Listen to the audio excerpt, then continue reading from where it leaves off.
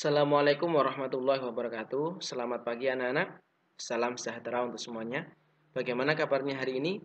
Semoga sehat selalu ya. Baik, pada pertemuan kali ini saya akan menyampaikan materi kelas 11 di semester genap, yakni teks proposal. Fokus materi kali ini adalah struktur atau sistematika teks proposal. Masih bersama saya Pak Lutfi, yang insya Allah akan selalu mendampingi kalian dalam pembelajaran bahasa Indonesia. Namun, sebelum lanjut nonton videonya, silahkan subscribe dulu ya, agar selalu mendapatkan video terbaru dari channel ini, khususnya dalam pembelajaran bahasa Indonesia. Terima kasih. Baik, kita masuk pada pembahasan struktur atau sistematika teks proposal. Apa saja sih struktur teks proposal? Ada yang tahu? Baik, pada kesempatan kali ini saya akan menyampaikan struktur dari teks proposal kegiatan, yang jumlahnya ada 12 struktur. Struktur teks proposal materi kelas 11 yang pertama yaitu pendahuluan. Yang kedua dasar kegiatan atau pemikiran. Yang ketiga tujuan. Yang keempat tema. Yang kelima jenis kegiatan. Yang keenam sasaran. Yang ketujuh waktu dan tempat. Yang kedelapan susunan acara. Yang kesembilan susunan panitia. Kesepuluh anggaran dana. 11 penutup dan yang terakhir yaitu pengesahan. Jadi ada 12. Silakan disimak dengan baik. Baik, kita masuk yang pertama yaitu pendahuluan. Pada bagian ini disajikan alasan suatu kegiatan harus dilaksanakan. Jadi di bagian awal dicantumkan alasan suatu kegiatan kenapa harus dilaksanakan. Alasannya apa? Nah, perlu diperhatikan alasan di sini bisa disebut sebagai masalah. Apa itu masalah? Antara keinginan dan kenyataan tidak sesuai atau tidak sama. Nah, jadi inginnya kelas itu bersih, tapi kenyataannya kotor. Berarti itu termasuk masalah. Dan itu bisa dijadikan alasan.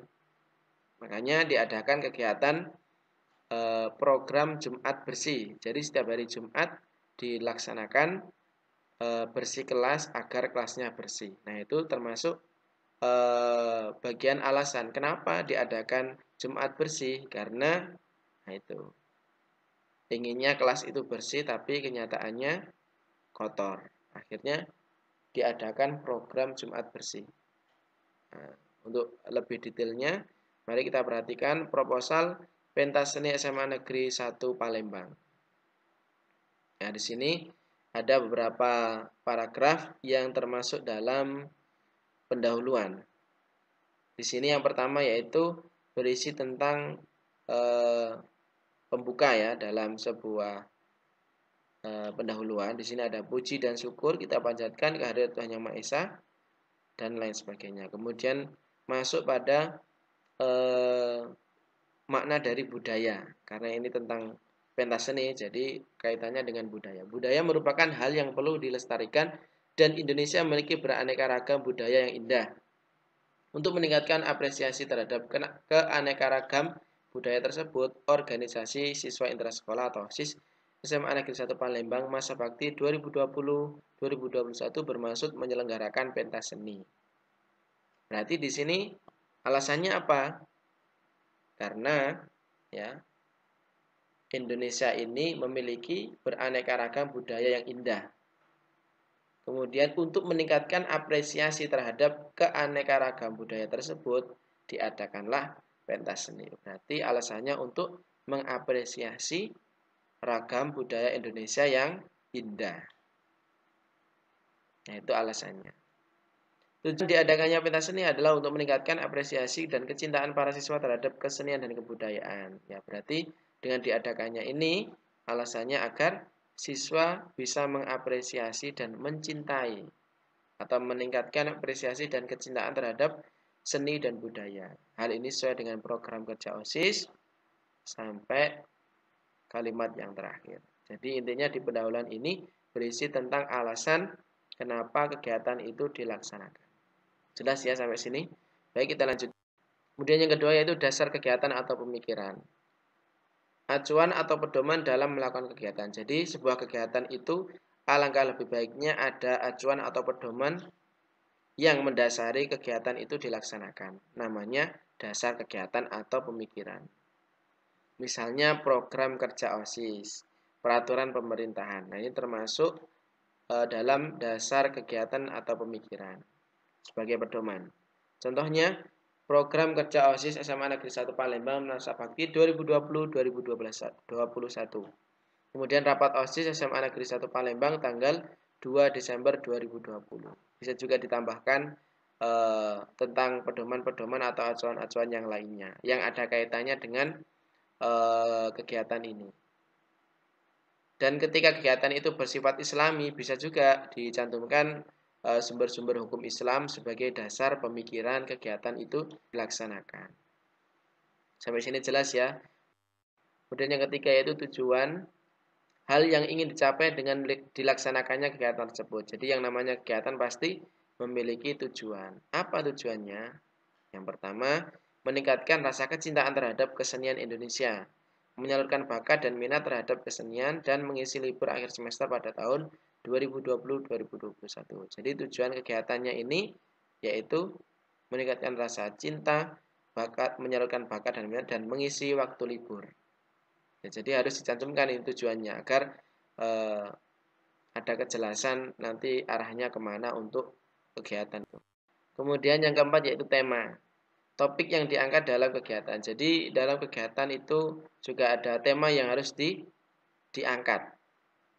Apa temanya? Kalau dari awal tentang kesenian berarti tentang menumbuhkan kreativitas dalam pentas seni. Atau juga biasanya tema itu ada yang bahasa-bahasa motivasi. Misalnya kreatif tanpa batas, kenapa enggak? Atau jiwa muda, jiwa kreatif. Yuk kreatif bersama jiwa inspiratif. Nah, ini bisa menjadi tema yang biasanya terpampang di pamflet atau banner atau bentuk informasi kegiatan tersebut. Jadi intinya tema di sini topik yang diangkat dalam kegiatan. Dan yang kelima yaitu jenis kegiatan.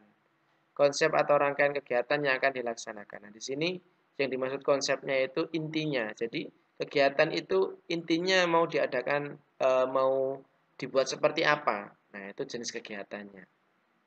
Nah, di sini ada contohnya pentas seni SMA Negeri 1 Palembang meliputi pementasan band, modern dance, dan tari tradisional. Berarti konsep kegiatan pentas seni yang diadakan di SMA Negeri 1 Palembang yaitu ada pementasan band, modern dance, dan tari tradisional. Nah, jadi meliputi tiga ini. Ini acara pokoknya. Ya, jadi jenis kegiatan ini, kegiatan itu seperti apa bentuknya? Apakah berupa kajian atau apa yang lainnya, seminar, workshop, dan lain sebagainya, itu bentuk dari jenis kegiatan. Dan yang keenam yaitu sasaran.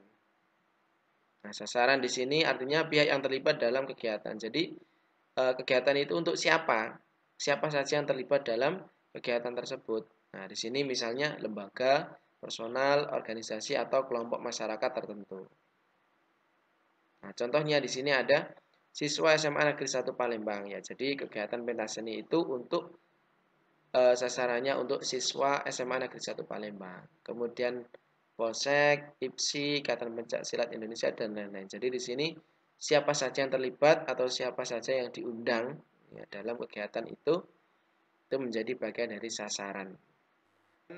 7 waktu dan tempat. Nah, di sini jadwal pelaksanaan kegiatan yang meliputi hari, tanggal, pukul, tempat, disertai alamat lengkap jika memang tempatnya masih belum dijangkau oleh orang lain yang tentunya belum tahu, alangkah lebih baiknya disertai alamat lengkap.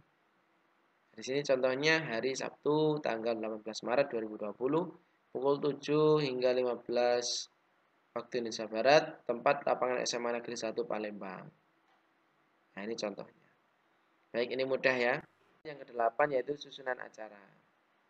Urutan atau tahapan-tahapan pelaksanaan kegiatan. Jadi ini rincian dari jenis kegiatan yang sebelumnya tadi ya. Di sini ada susunan acara mulai dari pembukaan sampai penutup.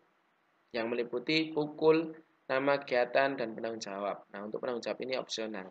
Bisa digunakan, bisa tidak. Untuk contohnya, nah seperti ini ya, ada nomor 1, 2, 3, 4, 5, pukul mulai dari awal sampai akhir harus jelas, pukul setengah 7 sampai pukul 7, nama kegiatannya registrasi, penanggung jawab atau PC Andi, kemudian pukul 7 sampai setengah 8 pembukaan, penanggung jawabnya Budi, sampai penutup. Nah ini mengapa demikian, karena untuk memperjelas nanti pukul sekian nama kegiatannya apa dan penanggung jawabnya siapa, biar kegiatan itu bisa berjalan dengan bagus, dengan rapi, sesuai rencana. Alangkah lebihnya ada penanggung jawabnya. 9 yaitu susunan panitia, pelaksana atau kelompok yang mengelola kegiatan, yang meliputi pelindung, pembina, dan panitia pelaksana. Contohnya di sini ada pelindung kepala sekolah, pembina, wakasek kesiswaan, ketua panitia, amirullah, sekretaris, bendahara, dan seksi-seksi acara, konsumsi, perlengkapan, dan dokumentasi. Untuk seksi-seksi ini sesuai kebutuhan ya, baik dari masing-masing seksi maupun anggota-anggotanya. Ini sesuai dengan kebutuhan. Baik, kemudian anggaran dana, biaya operasional yang digunakan dalam kegiatan, meliputi pemasukan dan pengeluaran. Contohnya pemasukan ada iuran dari siswa 15 juta, sponsor 15 juta, total 30 juta. Kemudian pengeluaran konsumsi ada 12 juta, administrasi 1 juta, bank dan sound system 5 juta, bintang tamu 10 juta, lain-lain 2 juta, total 30 juta. Ya, jadi untuk anggaran dana ini perlu diperhatikan. Ya, yang harus digarisbawahi yaitu di sini memuat pemasukan dan pengeluaran. Nah, ketika praktiknya nanti antara pemasukan dan pengeluaran harus sama, harus nol ketika dijumlah. Pemasukan 30 juta, pengeluaran juga harus 30 juta, harus nol. Kenapa demikian? Karena ketika kita mengajukan proposal itu kan untuk diajukan agar disetujui. Jadi antara pemasukan dan pengeluaran harus sama. Ya, paham sampai sini ya? Baik. Kemudian penutup, ya, bagian akhir proposal sebagai tanda selesainya uraian permohonan kegiatan yang meliputi kalimat penutup, harapan, ucapan terima kasih. Misalnya, demikian proposal kegiatan ini kami buat, kami mengharapkan dukungan dan partisipasi dari sekolah. Semoga kegiatan ini dapat terlaksana sebagaimana yang kita harapkan. Atas perhatiannya kami ucapkan terima kasih. Ini sebagai penutup. Yang terakhir yaitu pengesahan. Tanda resmi kegiatan. Nah, sebagai bentuk tanda resmi bahwasanya proposal itu sudah disepakati, disetujui oleh pihak-pihak yang berwenang, maka harus ada pengesahan atau lembar pengesahan yang meliputi tanda tangan, kemudian nama terang dan jabatan. Nah, di sini ada contohnya. Di sini jangan lupa ya, ada kota, kemudian tanggal, kemudian ada jabatan dan nama terang, juga ada tanda tangan. Sekretaris, tanda tangan, ketua tanda tangan mengetahui siswaan kepala SMA 1 Palembang ya. Perlu diketahui juga untuk urutan apa yang tanda tangan ya, dari sekretaris yang paling bawah, kemudian ketua ke atas, kemudian kesiswaan ke atas lagi, dan yang paling atas yaitu kepala sekolah. Jadi urutannya dari kanan ya. Seperti itu. Ya, alhamdulillah penjelasan dari struktur teks proposal kegiatan kelas 11. Yuk kita review sebentar. Yang pertama yaitu pendahuluan. Yang kedua dasar kegiatan atau pemikiran, berisi tentang acuan atau pedoman. Kemudian tujuan diadakannya kegiatan itu, temanya apa, topik yang diangkat, jenis kegiatannya seperti apa, kemudian sasarannya siapa saja, waktu dan tempat di mana, kapan, susunan acara seperti apa, mulai dari pukul atau waktunya, kemudian nama kegiatannya apa saja, mulai dari pembukaan sampai penutup. Kemudian susunan panitia, siapa saja yang terlibat atau yang mengelola kegiatan itu, mulai dari pelindung, pembina, hingga panitia pelaksana. Kemudian anggaran dana, biaya operasinya berapa saja, antara pemasukan dan pengeluaran harus sama, harus nol ketika dijumlahkan. Kemudian penutup, Ya, ucapan terima kasih, harapan semoga kegiatan itu disetujui dan didukung. Yang terakhir itu pengesahan sebagai tanda resmi proposal itu selesai dibuat. Ya, baik. Penjelasan tentang struktur atau sistematika proposal kegiatan sudah saya sampaikan. Sudah paham ya? Jika belum, silakan dipahami kembali dengan membaca materi ini atau membaca dari sumber yang lain. Baik, terima kasih sudah menyimak materi hari ini. Mohon maaf jika ada kurangan. Semoga apa yang saya sampaikan bermanfaat dan kalian senantiasa diberikan kemudahan dalam memahami ilmu. Amin. Sekian, wassalamualaikum warahmatullahi wabarakatuh.